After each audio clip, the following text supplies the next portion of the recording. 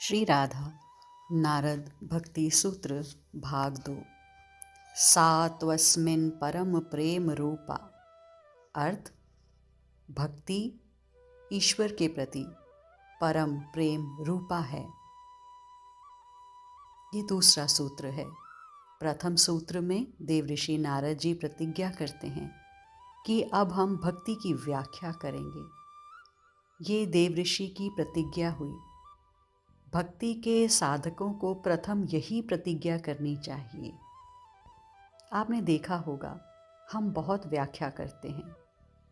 बोलकर ना करें व्याख्या, लिखकर ना करें व्याख्या, पर हम जो देखते हैं और जो वस्तु चलते घूमते हमें दिख जाती है, जो भी वातावरण हमें दिखता है, अन्य किसी की जो भी क्रिया हमें दिखाई दे जाती है, हमारा अंतःकरण तुरंत व्याख्या करने लग जाता है।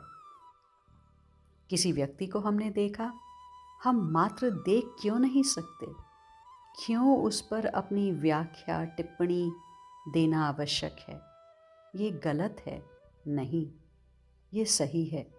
गलत है तो ये क्यों गलत है? सही है तो क्यों सही है? अरे छोड़ो इन सब बातों को। क्या लाभ मिलेगा इस संसार की व्याख्या करने से? मात्र अंतःकरण को दूषित ही तो कर रहे हैं हम सब। किसी को भी देखो, बस देखो, कोशिश करो कि तुम्हारा मन उसकी व्याख्या ना करे।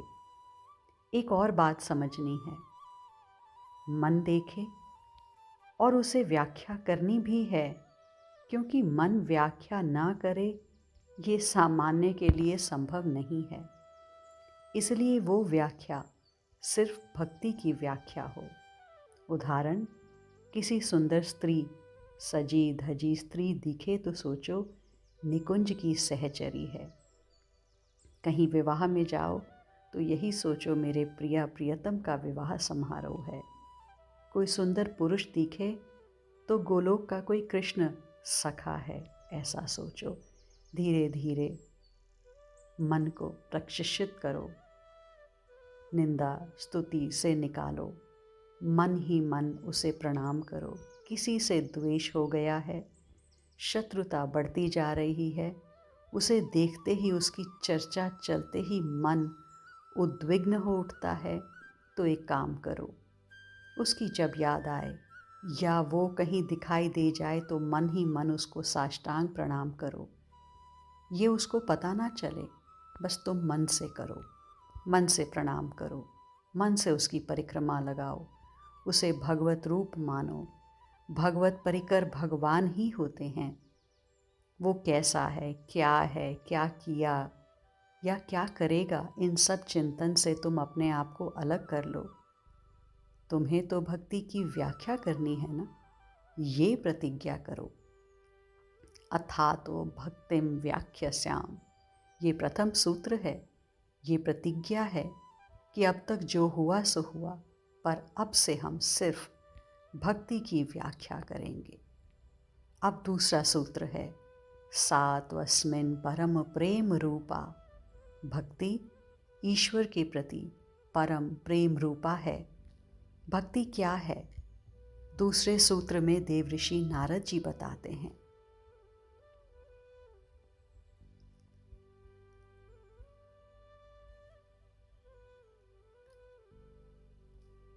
वह भक्ति ईश्वर के प्रति परम प्रेम रूपा है। क्या है भक्ति? ईश्वर के प्रति प्रेम रूपा है? नहीं नहीं, परम प्रेम रूपा है। ईमानदारी से स्वयं ही चिंतन करो कि हमारे मन में आकर्षण किसका है, हमारे मन में प्रेम है वो किससे है, हमारे मन में जो आसक्ति है वो कहाँ है।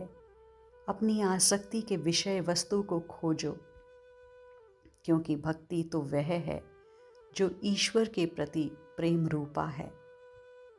जब हम बांके बिहारी जी में जाकर मात्र दर्शन करके गदगद हो जाते हैं, या फिर कहते हैं मेरी बेटी का ब्याह करा दे, मेरा पोता हो जाए, मेरी दुकान चल जाए, ये मांगते हो, और अगर ये मांगते हो तो ईश्वर के प्रति नहीं, तुम्हारी आसक्ति दुकान में है, पोते में है या बेटी के ब्याह में है, इसलिए इसे भक्ति नहीं कहा जा सकता।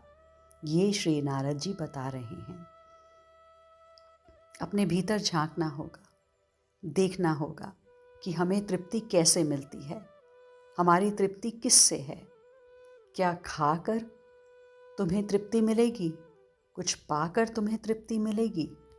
बढ़िया चाट खाकर, अपार धन पाकर, या सुंदर स्त्री या सुंदर पुरुष पाकर, या प्रसिद्धि पाकर कहाँ है तुम्हारा मन?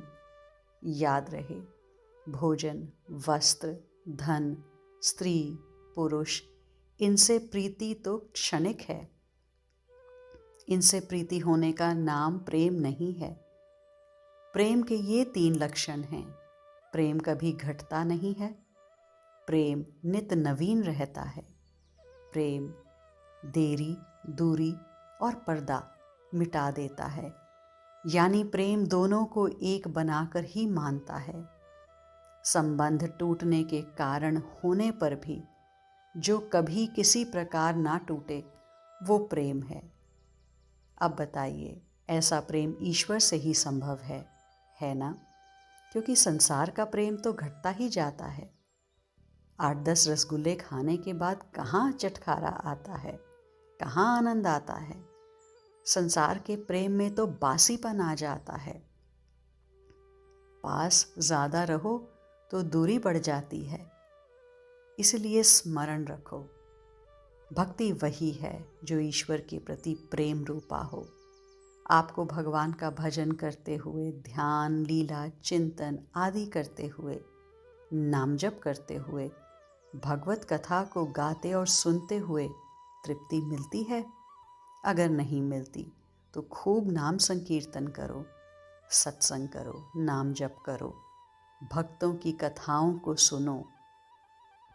ऐसे प्रेमी भक्तों का संग करो, तब भक्ति आएगी।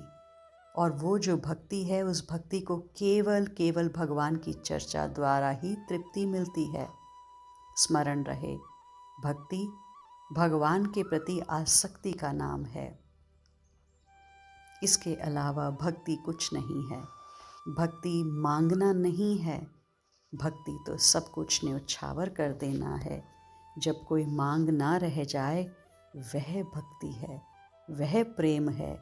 जब अपने इष्ट के प्रति भाव उत्पन्न हो, उन्हें प्रसन्न करने का, स्वयं के लिए कुछ भी न मांगने का, वह भक्ति है।